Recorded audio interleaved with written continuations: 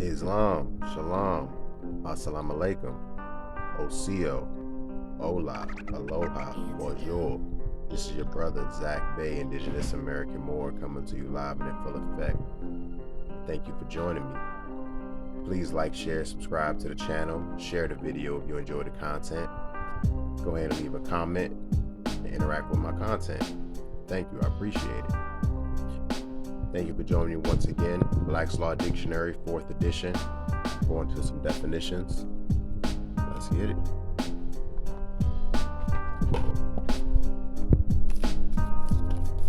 All right, let's start off here. Absolute law. The true and proper law of nature. Immutable in the abstract or in principle. Immutable means unchangeable.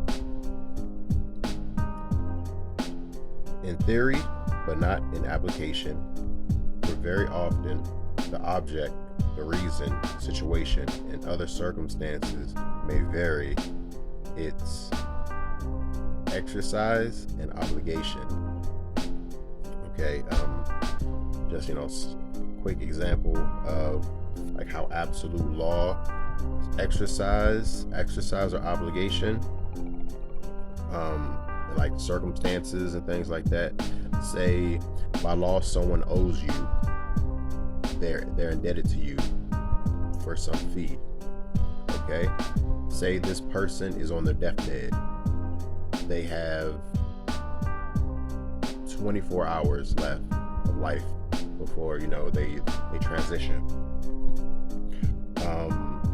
Would it make sense, even though by law this person owes you, they're indebted to you, would it make sense to try to get this person to pay you after their expiration date, like after that 24-hour period? You may say something like, all right, well, you have 3 days to pay me, and at the end of those 3 days I'm coming back, or I'm expecting my payment. But absolute law, natural law, immutable law, that person, that law is going to take effect and it's going to be exercised by them expiring. That's the absolute law of nature. You know what I'm saying? Hopefully that wasn't too confusing and it made sense. Don't forget, you can always pause these definitions, check out other definitions on the page other than the ones I'm not currently going over. Hopefully it's legible. All right, abuse, next one. Excuse me, verb. To make excessive or improper use of a thing, or to employ it in a manner contrary to the natural or legal rules for its use. To make an extravagant or excessive use, as to abuse one's authority. Okay, so like abusing one's authority and abuse, to make excessive or improper use of a thing. Spoke about this in one of the other videos when I was speaking on legal authority of policy enforcers, aka police officers, highwaymen. They have very limited power of authority, but they often exercise unlimited power of authority, which they have over corporations, 13th, 14th Amendment citizens, so-called Negro, black, colors, mulattoes, Hispanics, anybody who is not covered underneath de jure law. They have absolute power, and they often abuse their authority, which is the improper use of a thing employed in a manner contrary to its natural legal rules. But they're protected because they're inside the bounds of their operations, unfortunately, because they're only there because we're outside of our proper status, and not by identifying as 13, 14 Amendment citizens, chattel property, corporations, enfranchised property. But we're all, free. All right, so let's continue here. Acceptance the taking and receiving of anything in good part, and as it were a tacit agreement to a preceding act which might have been defeated or avoided if such acceptance had not been made. All right, so it's an acceptance, the taking or receiving of anything in good part. All right, so when it comes to bills of exchange and acceptance, bills of exchange, an engagement to pay a bill in money when due. Pretty much like, that's an acceptance in forms of a bill of exchange. You accept it, so you pretty much agree to pay something in money. But when legal money, lawful money is gold and silver, which, there is I guess people say loopholes. Just got to do some research, some studying. All right. Let's keep going here. Check out affect. Close attention. Very important. Students of law, a lot of people have a problem with this. The affect and effect, the A and the E, very important. So I'm going to go through them side by side. So affect, to act upon, influence, change, enlarge, or abridge, often used in the sense of acting injuriously upon persons and things. All right. Furthermore, to lay hold of or attack, to act, to or produce an effect upon, to impress or influence the mind or feeling, to touch, pretty much, that's affect, to act upon, influence, change. All right. When you affected something, injuriously upon a thing. All right, and then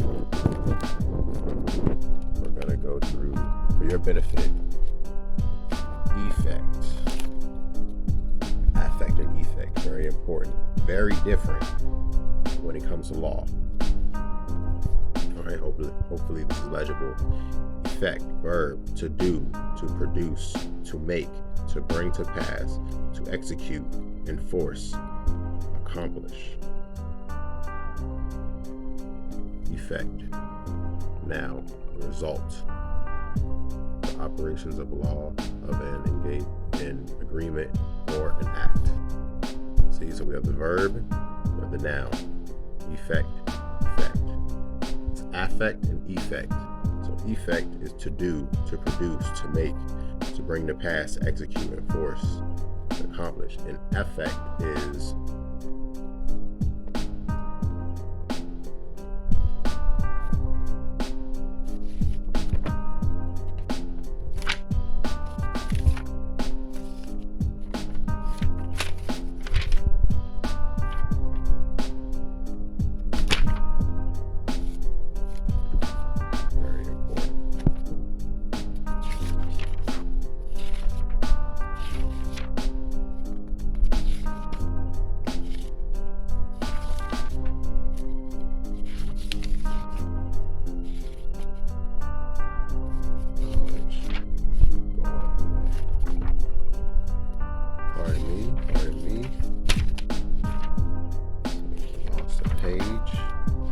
show it, side by side for everybody. Affect, to act upon, influence. The other one more so enforce. All right, so it's very important. Affect and effect. I want to check out this definition right here. Very important. You may have not heard this word before. You may have. Affidavit. A written or printed declaration or statement of facts made voluntarily and confirmed by the oath or affirmation of the party making it, taken before an officer having authority to administer such oaths. That could be like a notary, an attorney, magistrate, so-called judge, counselor, somebody who has some kind of authority to actually, somebody who took an oath and who can actually attest to what has been written or declared. A statement or declaration reduced to writing. See, so it's a statement or declaration and reduced to a written form and sworn to or affirmed before some officer who has authority to administer an oath or affirmation. Right, so that could definitely be like a notary public. When you do affidavits, which have to be answered in court, in short, if you ever heard somebody say, or the term like somebody wrote a statement to be used against somebody in court, like a witness or a snitch or something like that, it says a statement or declaration reduced to writing. A statement. See, they like to use the word statement instead of the word affidavit, but the word is really a statement, a sworn statement. Admissible in court is really an affidavit, which has to be a rebuttal point by point. So if you write your own affidavit declaring things, declaring facts, and it's been notarized, they have to answer it, and they have to go through it point by point. So protect yourself.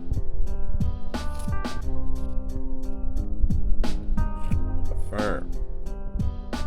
To ratify, make firm, confirm, establish, reassert. That's to affirm. So if you're in one of these like kangaroo court venues and they ask you, do you swear to tell the truth, the whole truth, nothing but the truth? You know how they say that. Do you swear on this testimony or whatever? Never swear, to say I affirm. That means to confirm, to establish, to reassert. Don't swear. Mormons don't do that. We also don't make pleas. Alright, so I just wanted you guys to see this. I thought this was interesting. Happened upon this. African descent is really in the law dictionary, but exactly what do they mean by African descent? Persons of African nativity, I mean native to, or of African descent, within the meaning of the Naturalization Act as amended by Act July 14, 1870. Okay, 18 U.S.C.A. subsection 703. Note, are members of the Negro race. All right, so pretty much it says it was amended and it says African descent, meaning, you know, people of African descent, meaning the Negro race or African or their descendants by intermixture with races constituting free white persons. The Negro races referred to being from those which the emancipated slaves of the United States descend. You see how they kind of do this little word jumble right here? It's kind of not making sense because they're using like vague terms and they're not really putting context to it. But let's read through that again. Members of the Negro races of Africa, which do not exist, or their descendants by intermixture with races constituting free white persons. Like, who exactly? Free white persons. It's not even about a color. The Negro races referred to being those from which the emancipated slaves in the United States descend. So it's a Negro races. There's no Negro races. That's not a part of the human family. Being black, Negro, colored, mulatto, all that stuff is not a part of the human family. You see how they tried to sneak that in somewhat pertaining to the Naturalization Act. That means when people come over to this country and they want to be citizens and they go through the whole green card process and everything, that's the naturalization process. That says they make particular note that so-called African descendants or descendants of emancipated slaves, they have nothing to do with the emancipation process, just so you know. We've never been, the naturalization process, so-called African Americans, Negroes, black, colors, they've never been naturalized at all. In fact, in law, it says so-called people of African descent, ex-slaves. It says that they cannot be citizens of the United States. In fact, we'll go through that another time, but I just wanted to make, I just thought that was very interesting just to see that in here and exactly how it was written without context. But you got to add the context, you got to do the research. Agent is important. This is actually going to be the last one. I feel like I've been going on a little too much off and on and not hitting enough definitions, but I will be back for another video with more definitions. Trust and believe. Always studying, Morse. Agent. Always talking about agents. Agent Smith in the Matrix. That's exactly what I think when I think of agent. All of these people working for this system, this Matrix, that's exactly what I think about. Agent Smith in the Matrix. A person authorized by another to act for him, one entrusted with another's business. All right? One who deals not only with things as does a servant, but with persons using his own discretion as to means and frequently establishing contractual relationships between his principal and third persons. Wow, that's exactly what an agent does. That's all they do. They try to establish contractual relationships, frequently try to establish contractual relationships with their principal, so-called police departments, courts, municipalities, and a third person, you, third persons, you, your corporation, your corporate person. Right there, that's all they try to do. That's all these policy enforcers try to do. That's their whole MO, just to be an agent, to establish contractual, as another man's business, contractual agreements, and to get you trapped into it. And when they ask you these questions, try to give you citations, all this. Okay, I said that was the last one, but this will be the last one. I wanted to touch on this.